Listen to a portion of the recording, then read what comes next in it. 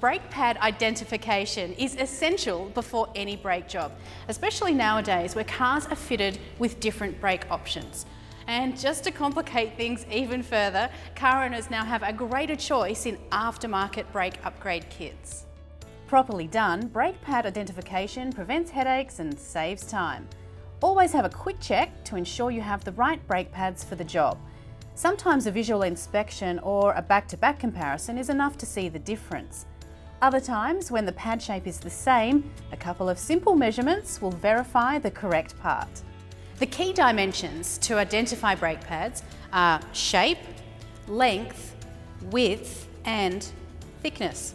For accurate dimensions of each brake pad, check the Bendix website or the Bendix catalogue app. Here's an example of how to measure a brake pad.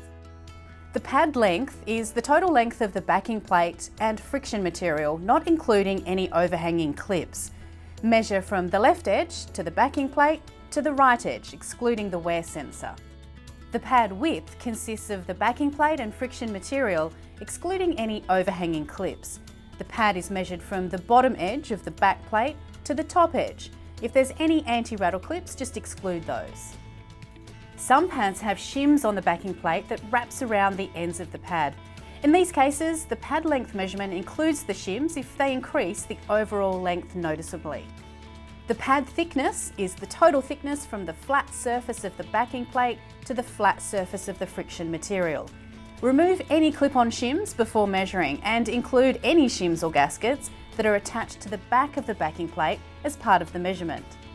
The Bendix website and catalogue has a section that shows what the brake pad sets consist of, including the measurements. The measurements are read as length, width and thickness. Sets with different size pads in them will have both measurements shown. Under braking, brake discs and pads absorb large amounts of heat. The brake pad also acts as a heat insulator to slow heat transfer to the brake caliper and other components. As the brake pad wears down, more heat is transferred and parts wear out quicker. Brake pads are recommended to be changed when they're worn down to a thickness of about 3 millimetres. Note the position of each brake pad as you remove them from the brake caliper. Also take note of any broken spring clips or shims that may have come off. Measure the thickness of the pad at several positions along its length. In many cases, your measuring caliper can reach right across the width of the pad. Pads that wear unevenly often show a taper when measured. In extreme cases, this taper is evident visually. Check the variation in thickness along the length of the pad and across the width of the pad. It's normal to have a small taper here as the rotor tries to drag the pad in the direction it's turning.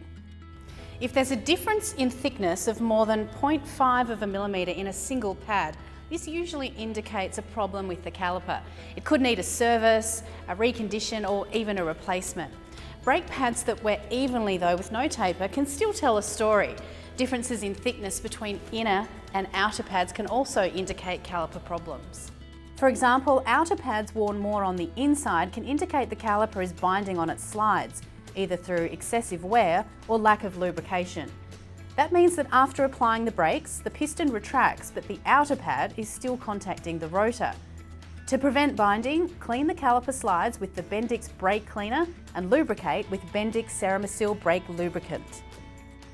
Wear on both pads on one side of the vehicle could indicate the piston couldn't retract, possibly due to corrosion or a damaged rubber piston boot. If the piston is unable to retract, both the pads will be left contacting the disc after braking, causing rapid wear. This could result in the vehicle pulling to the damaged side a while after the brakes are released.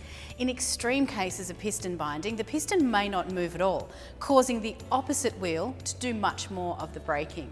This causes premature brake wear and the vehicle could also pull to one side.